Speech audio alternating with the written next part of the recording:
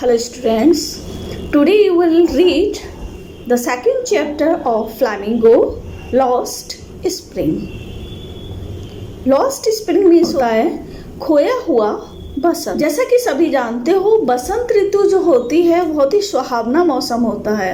इसी प्रकार से इसको कंपेयर किया गया है जीवन की उम्र में जो बचपन होता है वह भी सबसे अच्छी एज होती है।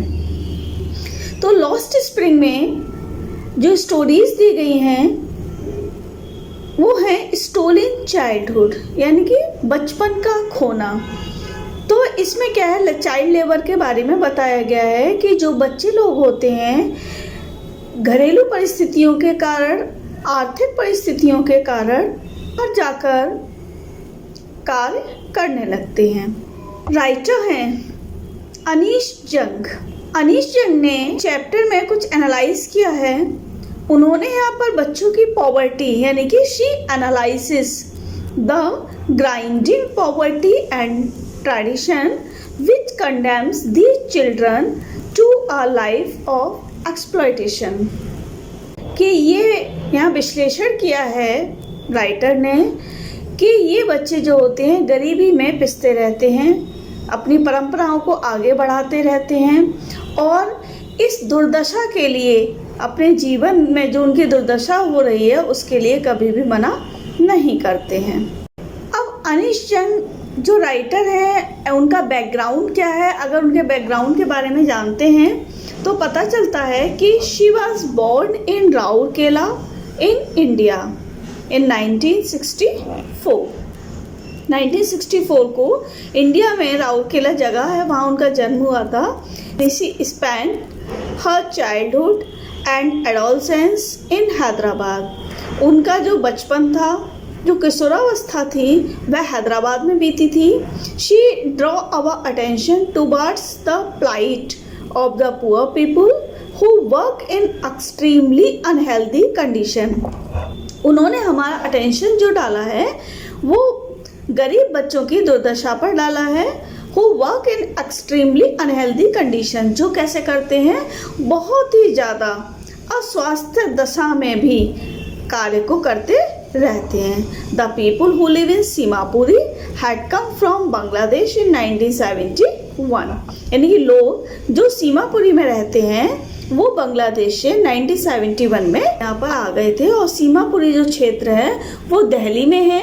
दिल्ली में एक बाहरी एरिया में यह स्थान है जहाँ की कूड़ा डालने का स्थान होता था, लेकिन वहाँ पर इन लोगों ने आकर अपनी बस्ती बसा ली है। अब इस स्टोरी में लॉस्ट स्प्रिंग स्टोरी है, इसमें 2 स्टोरीज को डिस्क्राइब किया गया है। फर्स्ट स्टोरी है आपकी sometimes I find a rupee in the garbage, और सेकंड स्टोरी है I want to drive a car. इस पार्ट में हम आपको first story sometimes I find a rupee in the garbage describe करते हैं। यानी कभी कभी मैं गार्बेज में से, यानी कूड़े में से 1 रुपया भी प्राप्त कर लेता हूँ। कौन कह रहा है ये बात? ये जो स्टोरी है वो साहिब की है, और sahibs family is one of them. यानी कि जो कूड़े बीनने वाले लोग होते हैं, कूड़े बटोरने वाले लोग होते हैं, उनमें से साहिब का परिवार भी एक था। ही इज़, कौन था वह? Rag picker. Rag picker means होता है कूड़ा बीनने वाले। तो साहिब कौन है? कूड़ा बीनने वाला है, उसको कहते हैं हम रैग पिकर। तो इस स्टोरी में आप साहिब की स्टोरी पढ़ेंगे, कैसे वो कूड़ा बीनता है और कैसे वो कूड़े को गोल्ड से तुलना करता है। आइए let's start the chapter. Why do you do this? I asked Sahib. किसने कही ये बात? राइटर ने, अनीश जंग ने। Why do you do this? Why do you do this? I asked Sahib. मैंने साहिब से पूछा कि तुम यह क्यों करते हो। Whom I encounter every morning scrounging for gold in the garbage dumps of my neighborhood. Encounter means होता है अनएक्सपेक्टेडली मीट, यानी कि अचानक से किसी वस्तु का मिलना। स्क्राउंजिंग। स्क्राउंजिंग मीन्स होता है सर्च फॉर, यानी कि किसी वस्तु की खोज करना। डंप्स, डंप्स मीन्स होता है हीप, यानी कि ढेर। नेबरहुड मीन्स होता है पड़ोस, यानी कि जब मैं अपने पड़ोस में डेली, एक ऐसा स्थान था जहाँ कचरा डाला जाता था, उस कचरे के ढेर में से साहिब जो था वह कुछ ना कुछ ढूंढता रहता था। यहाँ पे जो कंपेयर किया गया है वो किससे किया गया है? कुछ ना कुछ वस्तु के लिए, सोने से, फॉर गोल्ड, यानी कि वह जब सोना चुरा रहा था, चुरा रहा से मतलब है स्क्राउंजिंग फॉर गोल्ड, यानी कि वो सर्च कर रहा था। यहाँ पर गोल्ड क्यों बोला गया है? क्योंकि ऐसे लोगों के लिए कोई भी छोटी से छोटी वस्तु भी सोने के समान होती थी, इसलिए यहाँ पर जो कचरे में से कुछ ना कुछ, कभी रुपया मिल गया उन्हें, कभी कुछ मिल गया, तो इसके लिए यहाँ पर फॉर गोल्ड बोला गया है, क्योंकि ऊपर ही बोल दिया है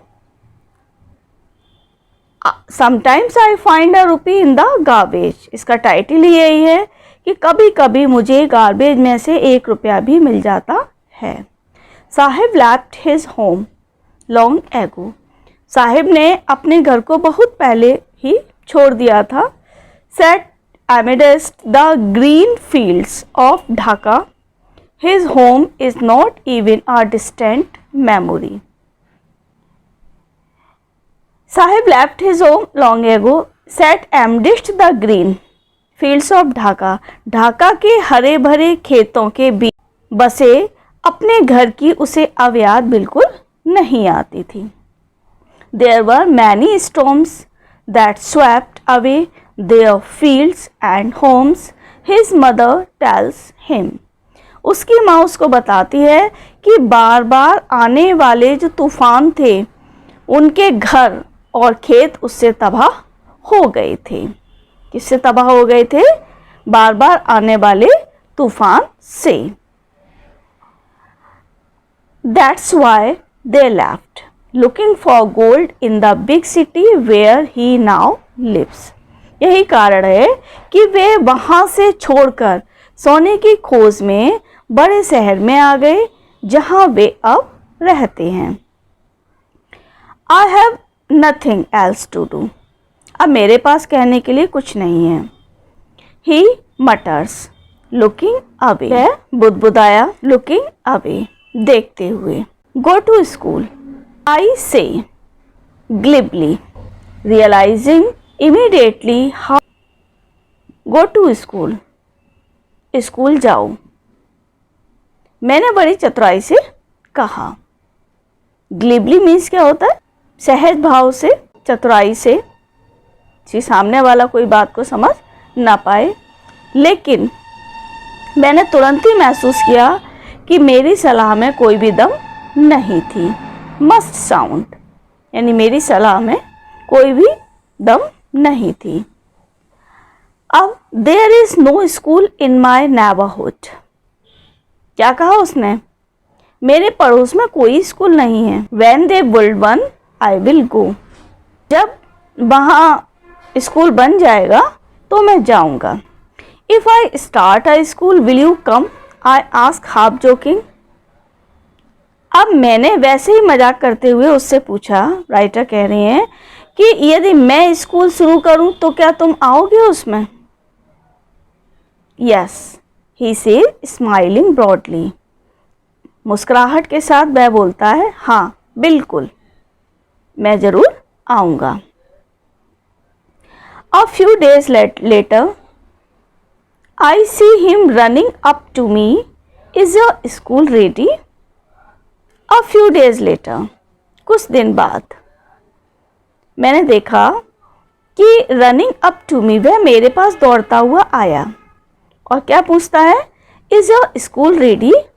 क्या आपका स्कूल तैयार है?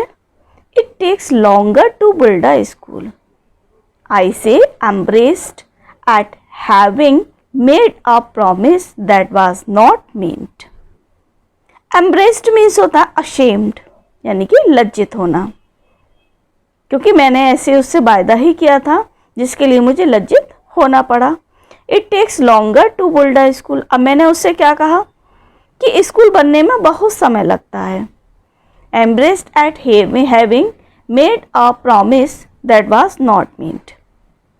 मैं अपने झूठे वायदे पर लज्जित हुई और मैंने उससे ऐसा कहा क्योंकि मेरा वायदे करने का कोई भी मतलब नहीं था कि मैं ऐसा वायदा उस छोटे से बच्चे से करूं जो क्या करता है, कूड़ा बटोरता है। क्योंकि ऐसे लोगों के जो मनोभाव होते हैं, जो भावनाएं होती हैं, बहुत जल्दी द्रवित हो जाती हैं और उतावली होती हैं। ऐसा ही वह बच्चा था जब उसने स्कूल के लिए एक वायदे को सुन लिया था कि कोई स्कूल बनवाएगा और मैं स्कूल जाऊंगा, तो वह उसके पीछे ही पड़ जाता है, बार बार उससे पूछता है। लेकिन राइटर जो हैं, स्कूल बनवाना कोई आसान नहीं था और ऐसा उन्हें वायदा नहीं करना था, इसलिए वो क्या थी, अशेम थी।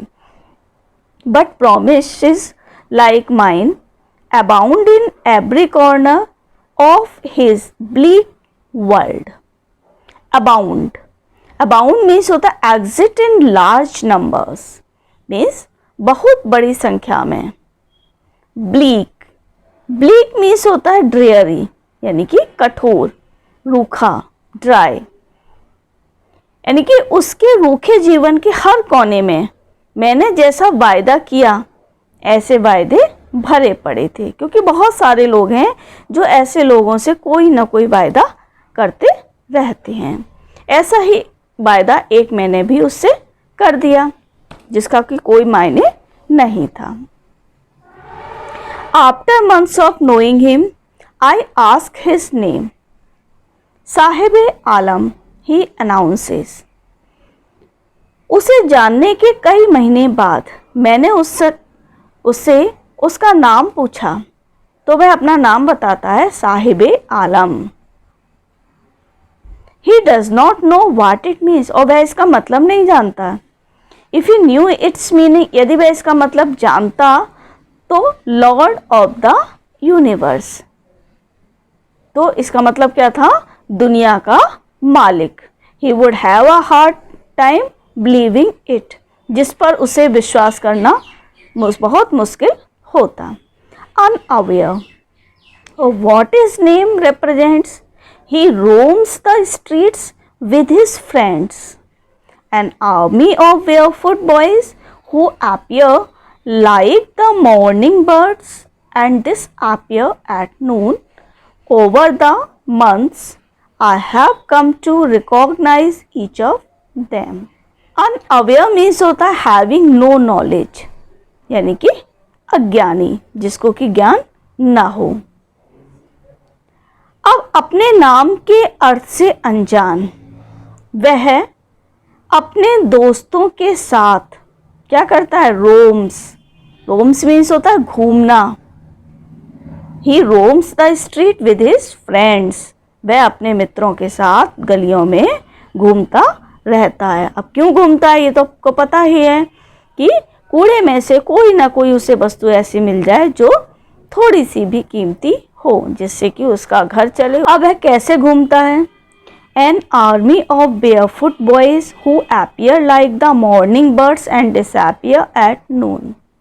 An army of barefoot boys, यानी उसके साथ एक सेना है। किनकी सेना, नंगे पैर वाले लड़कों की। यहाँ भी कंपेयर है एक तरीके से, सेना से मतलब होता है बहुत सारे लड़के, यानी कि बहुत सारे लड़कों के साथ जो कि कैसे हैं, सभी नंगे पैर हैं, वो उनके संग घूमता रहता है।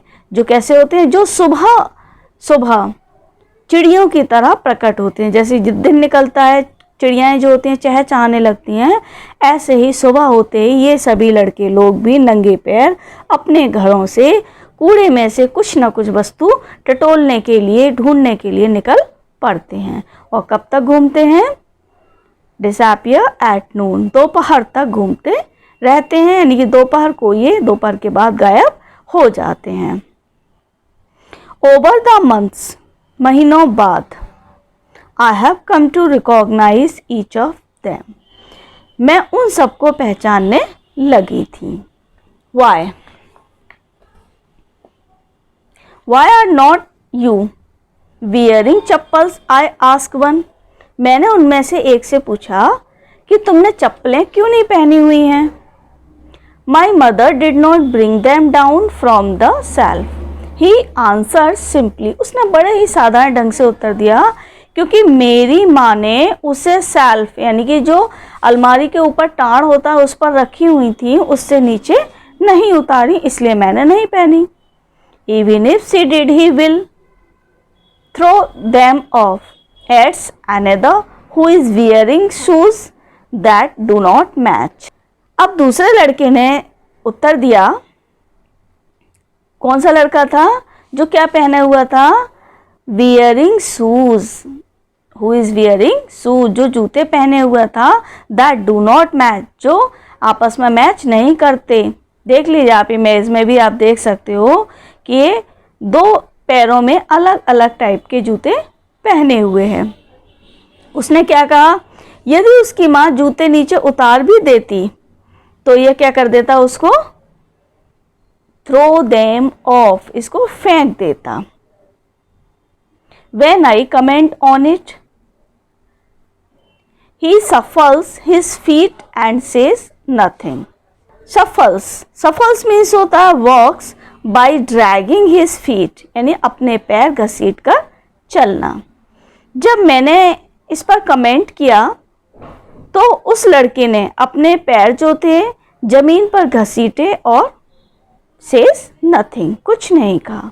I want shoes, says a third boy. तीसरे लड़के ने कहा, मुझे क्या चाहिए? मुझे I want shoes, मैं जूते चाहता हूँ। तीसरे लड़के ने कहा, क्यों कहा? Who has never owned a pair all his life, जिसने जीवन भर जूते प्राप्त नहीं किए थे। उसने भी कहा कि मुझे भी जूते चाहिए पहनने के लिए, मैं भी जूते चाहता हूँ। Traveling across the country, I have seen children walking barefoot in cities on village roads. देश में यात्रा करते समय मैंने बच्चों को शहरों में और गांव की सड़कों पर नंगे पैर चलते देखा है। कौन कह रही है ये बात? राइटर कह रही हैं। It is not lack of money, but a tradition to stay barefoot. और ये सब कुछ होता है, ये केवल पैसे की कमी के कारण नहीं होता है। कभी कभी क्या होता है, ये केवल ट्रेडिशन मीन्स होती है परंपरा, ये कभी कभी परंपरा के कारण भी होता है कि वो हमेशा कैसे रहते हैं? नंगे पैर रहते हैं और नंगे पैर ही चलते हैं। इज वन एक्सप्लेनेशन, इसका केवल एक ही स्पष्टीकरण है, एक ही बात है। I wonder if this is only an excuse to explain away a perpetual state of poverty. मुझे आश्चर्य है, I wonder, क्या आश्चर्य है? If this is only an excuse to explain,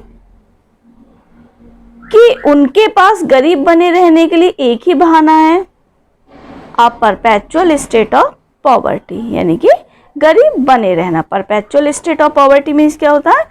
लगातार गरीबी में ही रहना। तो उनके पास एक ही बहाना है, लगातार गरीब बने रहना। इस बात से मुझे क्या था? आश्चर्य था। I remember a story a man from Udupi once told me. I remember a story a man, मुझे एक आदमी की कहानी याद है, from Udupi once told me, जो उडीपी के रहने वाले एक व्यक्ति ने मुझे एक बार सुनाई थी। क्या थी story? As a young boy he would go to school past an old temple. As a young boy यानी कि जब छोटा लड़का था तो he would go to school past an old temple, तो वह मंदिर के पास से होकर स्कूल जाया करता था। Where his father was a priest, जहाँ उसके पिताजी कौन थे? पुजारी थे। He would stop briefly at the temple, वह मंदिर में थोड़ी देर रुकता था। And pray for a pair of shoes, और किसके लिए प्रार्थना करता था? सोचिए, अ पेयर ऑफ शूज, एक जोड़ी जूतों के लिए प्रार्थना किया करता था। 30 years later, I visited his town and the temple. 30 वर्ष पश्चात मैंने उसका कस्बा और मंदिर देखा. Which was now drowned in an air of desolation. जो अब बिल्कुल कैसा हो गया था, उजड़ चुका था. डिजोलेशन मीन्स क्या होता है, उजड़ना. इन द बैकयार्ड, उस मंदिर के पीछे. Where lived the new priest, जहाँ एक नया पुजारी अब रहता था. There were red and white plastic chairs, और वहाँ क्या थी, लाल और सफ़ेद रंग की प्लास्टिक की कुर्सियाँ थीं.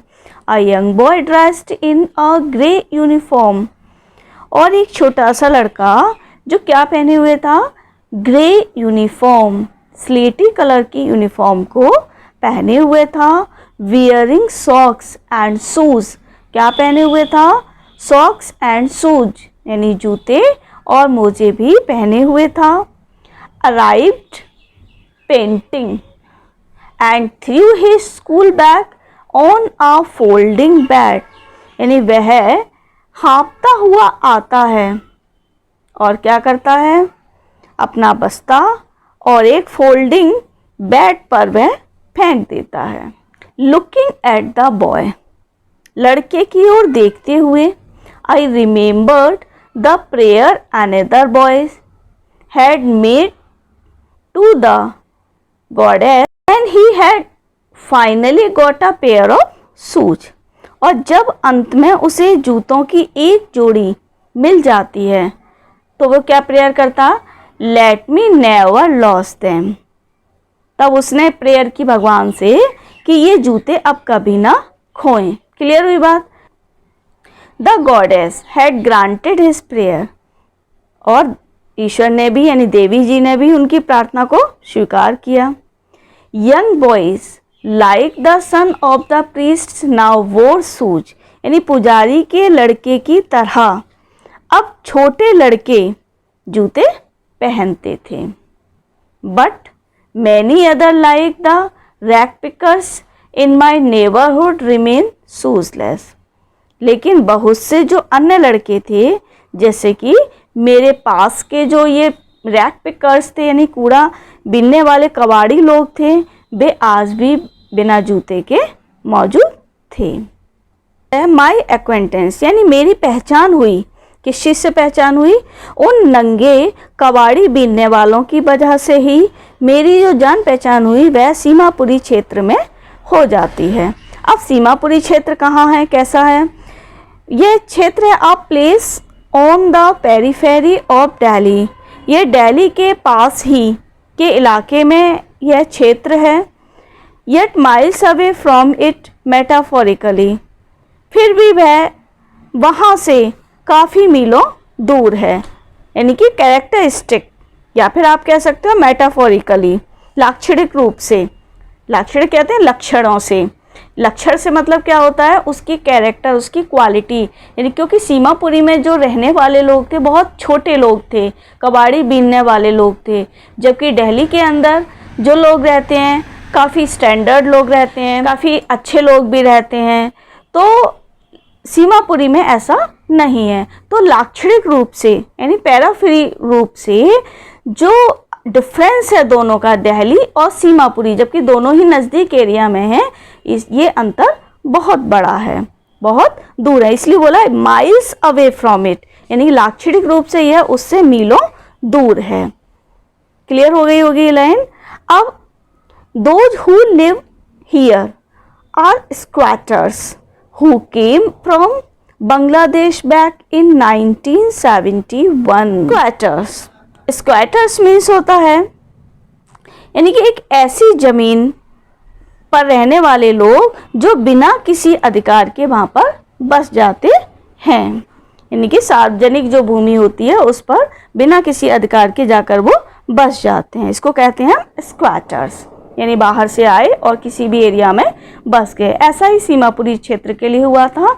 यह जो क्षेत्र था पहले भी बताया है, कूड़ा डालने के लिए था, यानी कि हर बड़े शहर में एक ऐसा स्थान होता है जहाँ कूड़ा डालने के लिए स्पेशली रूप से बनाया जाता है। तो सीमापुरी भी वो स्थान था जहाँ इसको बनाया गया था। लेकिन 1971 में ये लोग बांग्लादेश से आकर यहाँ बस गए थे। Saheb's family is among them. अब साहिब का परिवार भी उनमें से एक है। Seemapuri was then a wilderness. उस समय सीमापुरी एक उजाड़ क्षेत्र था, यानी कि कूड़ा डालने का स्थान था, आपको पहले ही बताया, इसलिए उजाड़ क्षेत्र था। लेकिन इट स्टिल इज, वह अब भी है, यानी क्षेत्र तो उजाड़ अब भी है, पर but it is no longer empty, पर अब वह खाली नहीं है। वहाँ क्या क्या है? इट स्ट्रक्चर्स ऑफ मड, वहाँ पर कच्चे मकान हैं, with roofs of tin and tarpaulin, उन पर टिन और त्रिपाल की छत है, डिवॉइड ऑफ सीवेज, ड्रेनेज और रनिंग वाटर। और क्या है वहाँ पर? जो सीवर लाइन व जल निकासी का अभाव क्या कर रहा है? झेल रहा है, क्योंकि वहाँ ड्रेनेज नहीं है, वहाँ नल जल की निकासी नहीं है, नालियाँ नहीं है। और क्या है? डिवॉइड ऑफ सीवेज, सीवेज की भी वहाँ पर कमी है। यानी कि सीवेज किसको कहते हैं? जो गंदगी होती है जो घरों से निकलकर सीवेज यानी कि जो पाइपलाइन के थ्रू बाहर की तरफ चली जाती है, ऐसी सुविधा भी वहाँ पर नहीं मिली हुई है। लिव 10,000 रैग पिकर्स, वहाँ कितने लोग रहते हैं? वहाँ पर 10,000 कबाड़ी रहते हैं। They have lived here for more than 30 years without an identity, without permits, but with ration cards that get their names on voter lists and enable them to buy grain. वे वहाँ 30 वर्षों से भी ज़्यादा समय से रह गए हैं और उनके पास विदाउट एन आइडेंटिटी, क्या नहीं है उनके पास? कोई भी पहचान पत्र नहीं है। विदाउट परमिट्स, कोई भी उनके पास परमिट नहीं है। बट विद राशन कार्ड्स, लेकिन उनके पास क्या है? राशन कार्ड उन्हें मिल चुके हैं। That get their names on voter lists, जिससे उनका नाम जो है वोटर लिस्ट में जा चुका है। And enable them two by grain, और जिसके द्वारा वो क्या खरीद पाते हैं? अनाज को खरीद सकते हैं। Food is more important for survival than an identity, यानी कि अस्तित्व की पहचान से अधिक भोजन अधिक महत्वपूर्ण है। If at the end of the day we can feed our families and go to bed without an aching stomach, we would rather live here than in the fields that gave us no grain, say a group of women in tattered saris when I asked them why they left their beautiful land of green fields and rivers. अब writer कहती हैं कि जब मैंने उनमें से एक स्त्री, यानी कि वे सभी स्त्रियां कैसी पहनी थी? फटी पुरानी साड़ी पहने हुई थी। जब मैंने पुरानी फटी साड़ियाँ पहने स्त्रियों के एक समूह से पूछा, पूरा ग्रुप था वहाँ पर, कि तुम अपने हरे भरे खेतों और नदियों के सुंदर देश को क्यों छोड़कर आई हो? तो मालूम उन्होंने क्या उत्तर दिया? उन्होंने कहा कि यदि दिन छिपने पर हम अपने परिवार को भोजन करा सकते हैं और हमारे पेट में दर्द ना हो, तो ऐसी दशा में हम सो जाते हैं। क्या करते हैं? ऐसी दशा में हम सो जाते हैं, तो हम यहाँ रहना बेहतर समझते हैं। ठीक है? Wherever they find food, जहाँ कहीं भी हमें भोजन मिलता है, they pitch their tents there that become transit homes. क्या करते हैं? वो वहीं पर अपने तंबू गाड़ देते हैं और उनके चलते फिरते घर फिर से तैयार हो जाते हैं। जो टेंट्स रूपी घर होते हैं वो कैसे होते हैं? चलते फिरते घर होते हैं, जहाँ चाहते हैं वो वहीं पर अपने तंबू फिट करके बैठ जाते हैं। Children grow up in them becoming partners in survival, बच्चे उनमें क्या होते हैं? बड़े होते हैं। और बिकमिंग पार्टनर्स इन सर्वाइवल, और अस्तित्व में वे हमारे क्या होते हैं, सर्वाइवल होते हैं, सहभागी होते हैं। And survival in Seemapuri means rag picking. और सीमापुरी में अस्तित्व का अर्थ क्या होता है, कबाड़ी का काम करना, रैक पिकिंग करना। थ्रू द ईयर्स, वर्षों तक, it has acquired the proportions of a fine art. Proportions, proportions means क्या होता है, साइज, आकार। ऑफ अ फाइन आर्ट, यानी वर्षों से सीमापुरी ने ललित कला का बड़ा आकार प्राप्त कर लिया है। अब ललित कला से मतलब क्या है यहाँ पर, ललित कला से मतलब है जो उनका अपना कार्य होता है उसको उन्होंने ललित कला का नाम दिया हुआ है। तो उनका कार्य क्या है, कूड़ा बीनना। तो सभी लोग मोस्टली वहाँ पर कूड़ा बीनने का ही काम करते हैं। Garbage to them is gold, यानी कचरा उनके लिए क्या है, एक प्रकार का सोना है, यानी सोने के समान है। It is their daily bread, और यह क्या है उनके लिए, डेली ब्रेड है, यानी कि डेली खाने वाली रोटी है, यानी रोजी है उनकी ये। और even if it is a leaking roof, चाहे उनके छत जो उनके सिर पर है वो कैसी हो, लीकिंग हो रही हो, चाहे वो रिस रही हो जिसमें कि पानी आ रहा हो, but for a child it is even more, लेकिन एक बच्चे के लिए इसमें भी अधिक बहुत कुछ है। यानी कि बच्चे भी इस चीज़ को चाहते हैं कि वो वहीं रहें और वही काम करें जो उनके पेरेंट्स कर रहे हैं। आई समटाइम्स फाइंड अ रूपी, इवन अ 10 रुपी नोट, साहिब सेज। अब साहिब कहता है, हिज आईज लाइटिंग अप, क्या कहता है कि मुझे कभी कभी 1 रुपया मिल जाता है और कभी कभी मुझे उसमें से 10 का नोट भी मिल जाता है। और यह कहते हुए उसकी आंखों में क्या आती है, चमक आ जाती है। When you can find a silver coin in a heap of garbage, you don't stop scrounging, for there is hope of finding more. अब कहता है कि जब तुम्हें कचरे के ढेर से चांदी का सिक्का मिल जाता है तो तुम उसकी खोज करना क्यों बंद नहीं कर देते, क्योंकि it seems that for children garbage has a meaning different from what it means to their parents. तो उन्हें क्या होता है कि वहाँ से और मिलने की उन्हें आशा रहती है और ऐसा लगता है कि बच्चों के लिए कचरे का अर्थ उनके माता पिता के अर्थ से भिन्न है। For the children it is wrapped in wonder, for the elders it is a means of survival. और बच्चों के लिए कचरा जो होता है वो आश्चर्य में लिपटा हुआ है, बड़ों के लिए उसका अर्थ अस्तित्व है। अस्तित्व से मतलब क्या है, उनकी रोजी रोटी है, उनकी वही पहचान अब बन चुकी है और बच्चे भी उस पहचान से अलग होना नहीं चाहते हैं। One winter morning I see Saheb standing by the fenced gate of the neighbourhood club watching 2 young men dressed in white playing tennis.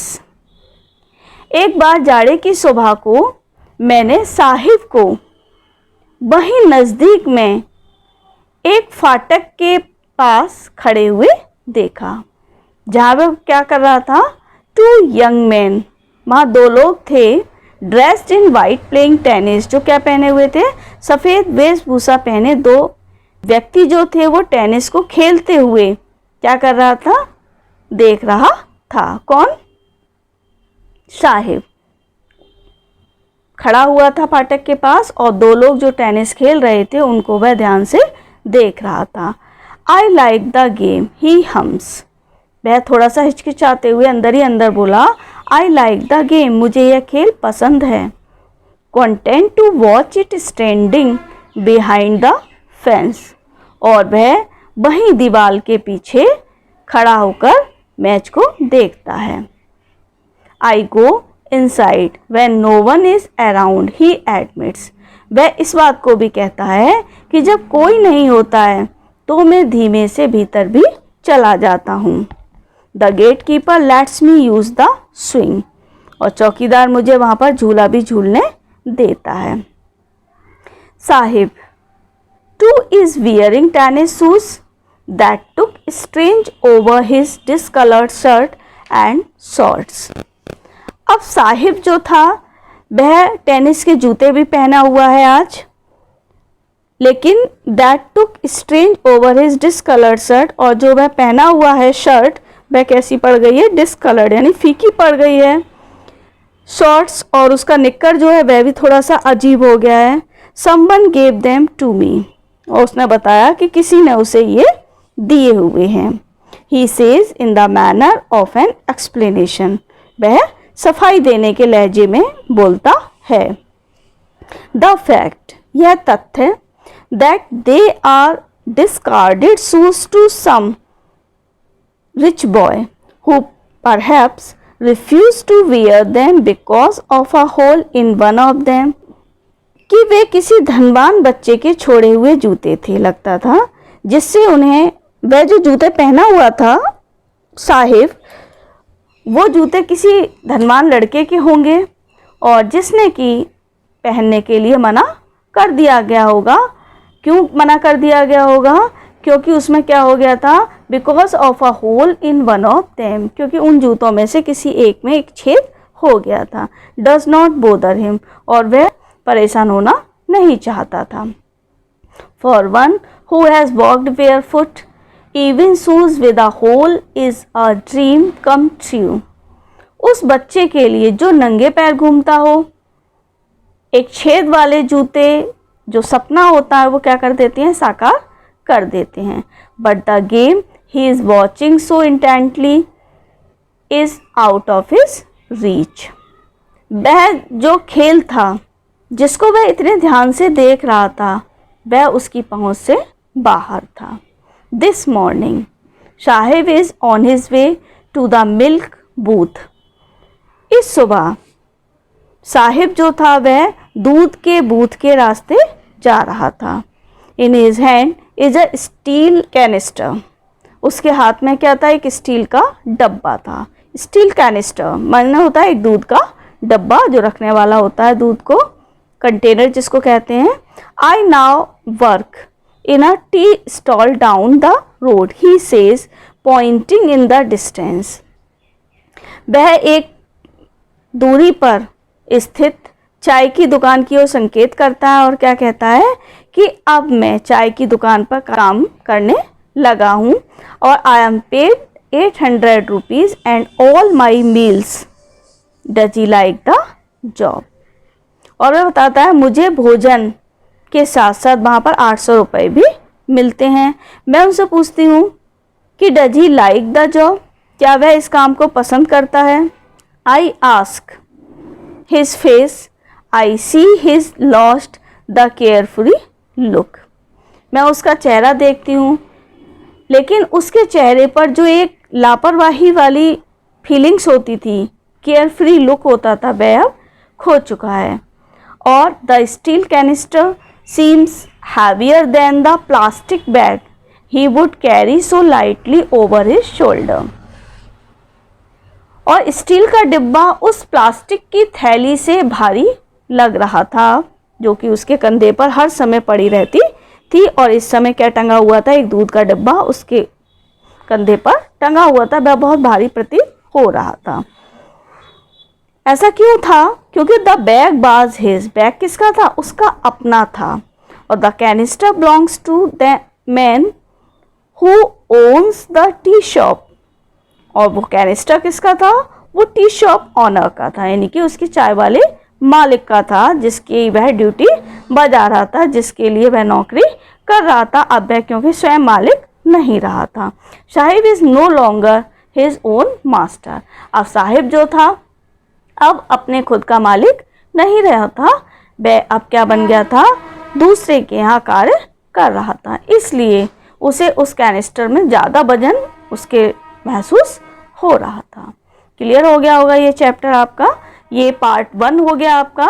और पार्ट 2 पढ़ने के लिए आप चैनल पर बने रहेंगे हमारे साथ, जिससे कि आपको दूसरा पार्ट भी इसका जल्दी ही मिल सकेगा। Thank you, bye.